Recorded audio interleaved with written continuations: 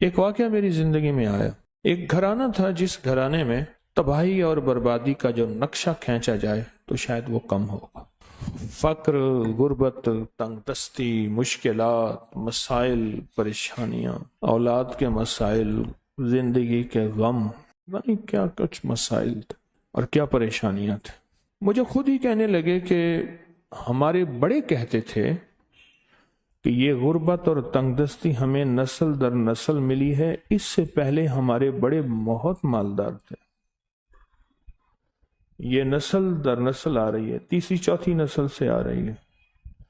اور کہا وجہ یہ بتاتے تھے ہمارے بڑوں میں سے کسی نے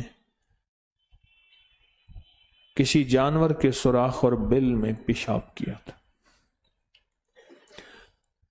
تو رات کو خواب میں کچھ آئے تھے لوگ،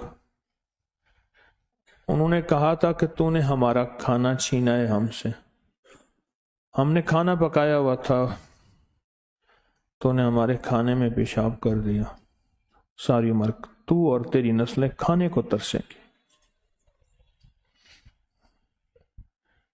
تو اور تیری نسلیں کھانے کو ترسیں گی. مجھ سے کہنے لگے کہ اس کا کوئی حل ہے؟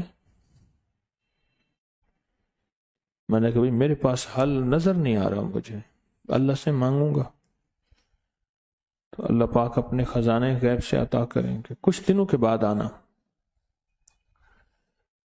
میں نے اللہ سے مانگنا شروع کر دیا اور وہ نفل جو کسی کو خواب میں ملاقات کے لیے ہوتے ہیں میں نے پڑھنے شروع کیا، جو آپ کو بتاتا ہوں. 4 رکعت نماز نفل جس کی ہر رکعت میں اللہ کو متقاصر، اور پھر سلام کے بعد درود پاک پڑھتے پڑھتے جس ہستی سے ملاقات کرنی ہو، کسی کو جلدی کسی کو دیر میں ہو جاتی ہے. میں نے وہ نفل پڑھے اور ساتھ ایک تسبیح پڑھ لی، یا علی معلمنی، یا خبیر اخبرنی، یا وہاب حبلی من اسرار الدنیا والآخرہ. اس سے پہلے میں غلطی سے اسرار پڑھتا رہا، وہ ہے من اسرار الدنیا والآخرہ، یہ پڑھ لی.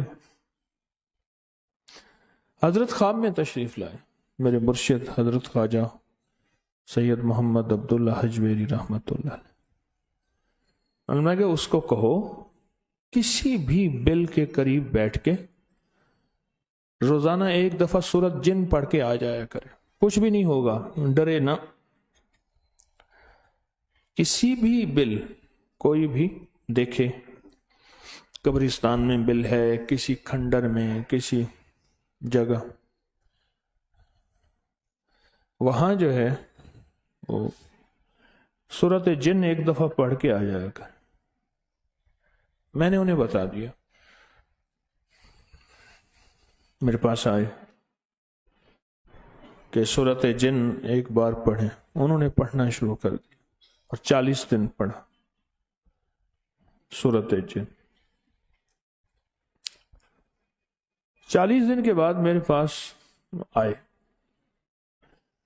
اور آ کے کہنے لگے، 40 دن کے بعد میرے پاس آئے اور آ کے کہنے لگے، خواب میں کچھ لوگ آئے جن کے ہاتھ میں کچھ پھل تھے، وہ پھل ایسے تھے جو آج تک دیکھے نہیں، پہچانے نہیں، اور وہ ایک ٹوکری تھی وہ دے گئے، کہنے لگے یہ پھل اپنے پاس رکھو، تمہیں پھل ملتے رہیں گے،